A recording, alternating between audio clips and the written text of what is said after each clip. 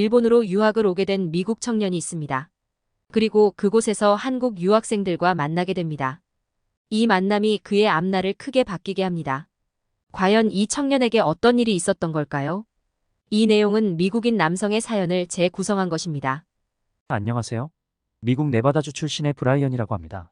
저는 어렸을 때부터 일본 만화에 푹 빠져 있었습니다.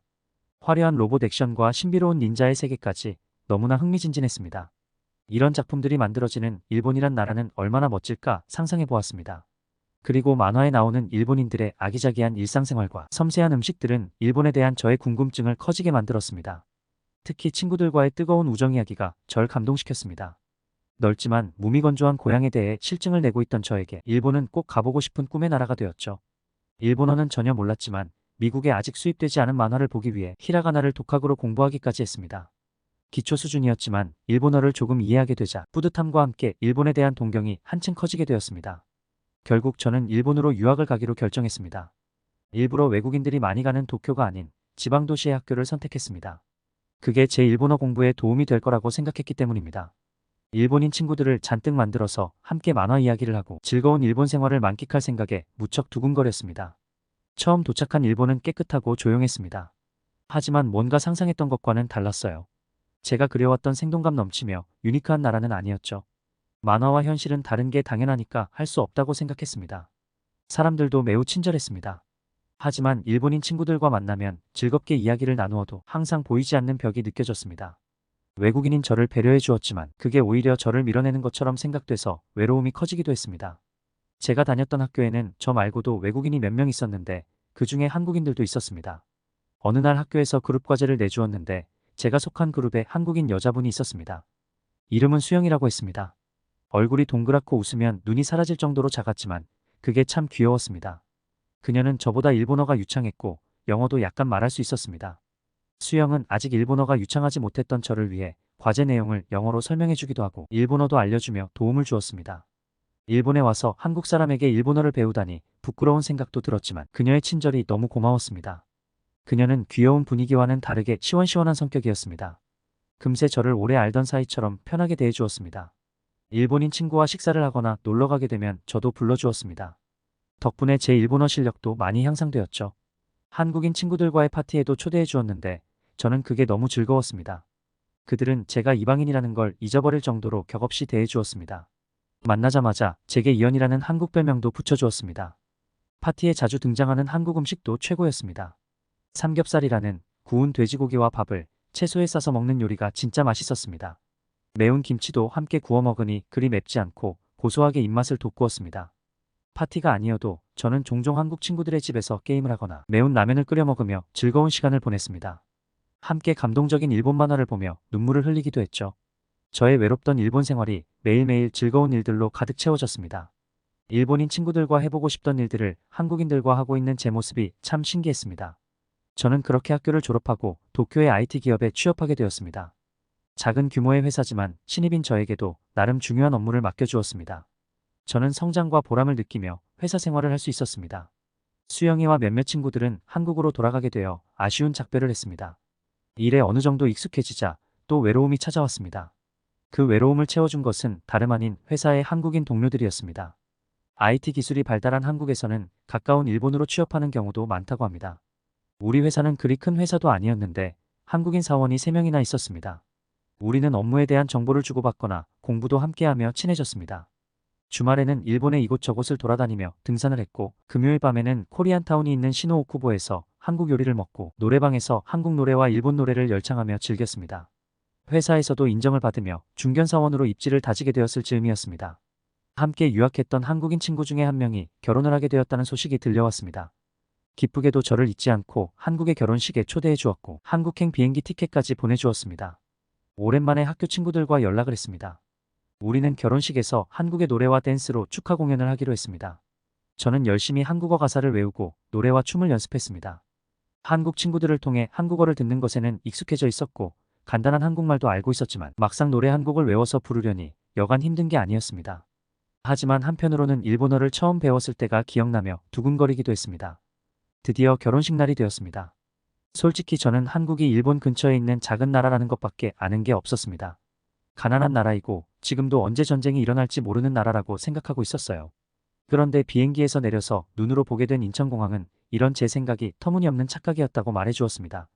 인천공항의 크기는 압도적이었고 눈부실 정도로 깨끗했습니다. 이런 큰 공항은 청소하는 것도 정말 힘들겠다는 생각이 들 정도였습니다. 그때 저는 눈앞에 하얀색의 물체가 왔다 갔다 하는 걸 보게 되었습니다. 짤딱막한 눈사람 모양의 로봇이었어요. 아랫부분에 청소를 위한 솔이 빨간 빛을 내며 열심히 돌아가는 걸로 봐선 청소용 로봇인 것 같았습니다. 로봇은 좌우로 움직여가며 안 그래도 반짝이는 공항의 바닥을 더욱 윤기나게 하고 있었습니다. 인천공항이 이렇게 넓은데도 청결을 유지할 수 있었던 비결은 바로 로봇이었습니다. 게다가 로봇은 제가 서 있는 쪽으로 움직여 왔는데 제가 청소에 방해가 되었는지 비켜달라고 말하는 게 아니겠어요. 전 그게 너무 웃겨서 껄껄 웃으며 자리를 비켜주었습니다. 정말 놀랍고 재미있는 경험이었고 한국의 공항은 최첨단의 공항이라는 생각이 들었습니다. 처음 가본 서울은 빌딩이 많은 도시였습니다. 일본과 크게 다르지는 않았지만 미묘하게 분위기가 틀렸습니다. 여기저기 간판에 쓰여진 한글이 왠지 정겹게 느껴졌습니다. 그리고 에너지가 가득한 느낌이었습니다. 사람들은 무뚝뚝해 보이지만 막상 말을 걸면 굉장히 적극적으로 도와주려고 했습니다. 결혼식장에 도착했습니다. 결혼식장은 굉장히 넓었고 손님들도 너무 많아서 깜짝 놀랐습니다. 한국에선 이런 결혼식이 일반적이라고 했습니다. 그리운 친구들과 오랜만에 재회를 했습니다. 직장인이 된 수영이는 귀여운 느낌은 남아있었지만 놀랄 만큼 분위기가 변해 있었습니다.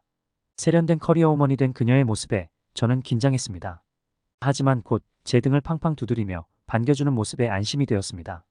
그녀는 한국에 있는 일본의 식품 관련 회사에서 일을 하고 있다고 했습니다. 패션쇼의 런웨이 같은 화려한 결혼식이 진행되고 우리들이 준비한 축하 공연도 무사히 선보일 수 있었습니다. 생각보다 많은 하객들 앞에서 한국어로 노래하는 건 몹시 긴장되었습니다. 하지만 모두 크게 호응해주며 노래도 따라 불러주어서 긴장이 풀리는 걸 느꼈습니다.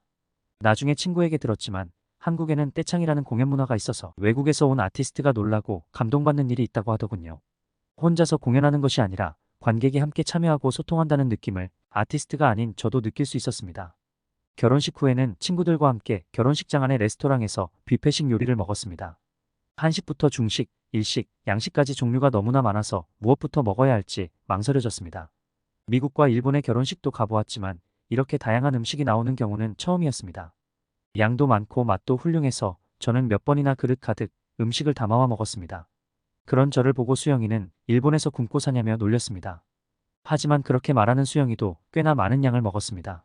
이런 곳에서 체면 차린다고 적게 먹는 척하지 않는 그녀의 성격이 예전부터 마음에 들었습니다. 수영이는 회사 근처에 맛있는 고깃집이 있다며 여기 있을 동안 시간이 되면 가자고 말했습니다. 처음 만났을 때도 그랬지만 이렇게 먼저 나를 불러내주고 이끌어주는 수영이에게 저는 호감을 가지고 있었습니다.